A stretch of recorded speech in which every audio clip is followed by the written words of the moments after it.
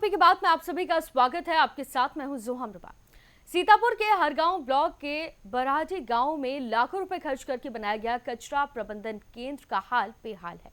ये कचरा प्रबंधन केंद्र शुरू होने से पहले ही टूटने लगा।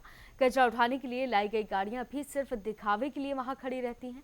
ग्रामीण कहते हैं कि अधिकारी की लापरवाही की वजह से, साथ ही भ्रष्टाचार के मामलों की वजह से यहाँ का ये हाल हुआ है। आखिर क्या है पूरा मामला, आइए आपको दिखाते हैं। सीतापुर जिले की ग्राम पंचायत बरिहार डीह में लाखों रुपए खर्च कर अपशिष्ट प्रबंधन केंद्र बनाया गया। इस योजना के तहत गांव का कचरा इकट्ठा करके उसकी सफाई और रिसाइकलिंग होनी थी, लेकिन शुरू होने से पहले ही यह केंद्र टूटने लगा है। दीवारें चटक गई हैं, प्लास्टर उखड़ रहा है और वहां खड़ी गाड़ी महीनों से बिना उपयोग के ऐसे ही खड़ी है। ग्रामीण बताते हैं कि भ्रष्टाचार और अधिकारियों की लापरवाही की वजह से ये हालात हुए हैं। गांव में सफाई नहीं हो रही और गंदगी बढ़ती जा रही है। नालियां साफ नहीं हैं, जिससे बीमारियों का खतरा बढ़ गया है। लोगों ने कई बार शिकायत की, लेकिन अब तक कोई समाधान नहीं हुआ।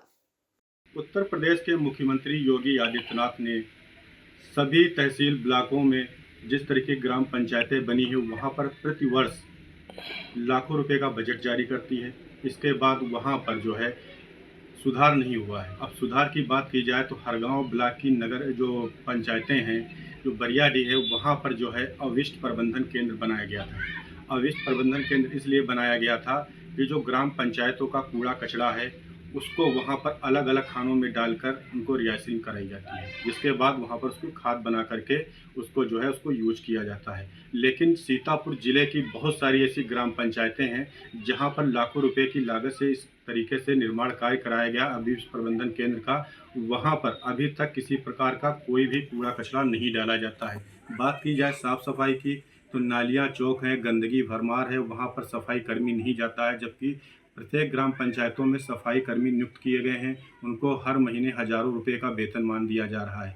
पहले तो ये बात होती थी कि यहाँ पर साफ सफाई व्यवस्थाएं ठीक हैं, लेकिन वहाँ पर कोई भी कूड़ा कचरा ले जाने के लिए कोई भी साधन नहीं है। लेकिन सरकार ने इसकी भी व्यवस्था कर दी है। आपको बता दें, बरियाडीह हो या हरगांव नगर पंचायत हो या फिर जिले की जितनी भी ग्राम पंचायतें, वहाँ पर जो है ऑटो रिक्शा जो बैटरी संचालित है उसको जो है सरकार ने प्रत्येक ग्राम पंचायतों में मुहैया करा दिया है।